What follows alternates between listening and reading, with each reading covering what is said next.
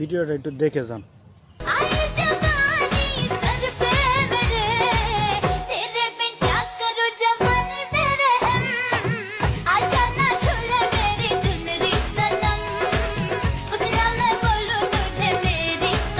আশা করছি দেখতে পারছেন, খুব আনন্দ লাগলো তাই না ভিডিওটা দেখে। ছোট্ট একটি গল্প বলতে চাই আপনাদের মাঝে।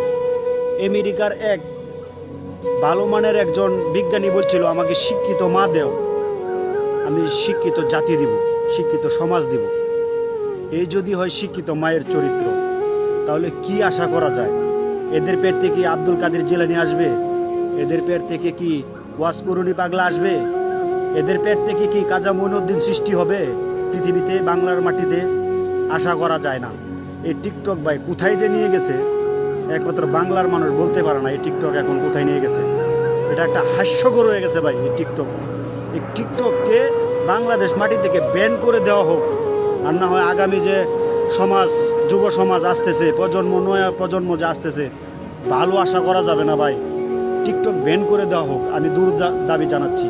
এদের পেট থেকে আপনি আব্দুল কাদের জিলানী আশা করতে পারেন না। এদের পেট থেকে হবে টুকাই, চুর, হিরোইন কুর, গাঁজাকুর, এদের পেট থেকে আসবে। মাদের চরিত্রই ঠিক নাই, বাচ্চা কি হবে? বাচ্চা এরকমই হবে। আগে শুনছি যে বাচ্চা, মায়েদের পেটে সন্তান থাকলে মা বাবা কোরআন তালাওয়াত করবে, জিকির আজগার করবে, পেটে থেকে মা যেটা পড়তেছে এটা শুনবে। পৃথিবীর মাটিতে যখন বাচ্চাটা আসবে, এই বাচ্চাটা একজন ভালো মানের আলেম হবে, ভালো একজন ফরেজগার মানুষ হবে। আর বাচ্চা পেটে নিয়ে এই টিকটক করতেছে, তাহলে সে কীরকম হবে আপনারাই বলেন, কমেন্টে জানিয়ে যাবেন কীরকম হবে।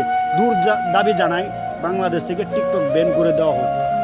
আমি এটা একান্ত আমি মতামত। আপনারা কি বলেন আপনারা আমার কমেন্টে জানাবেন এবং ভিডিওটা শেয়ার করে দিবেন দ্রুত।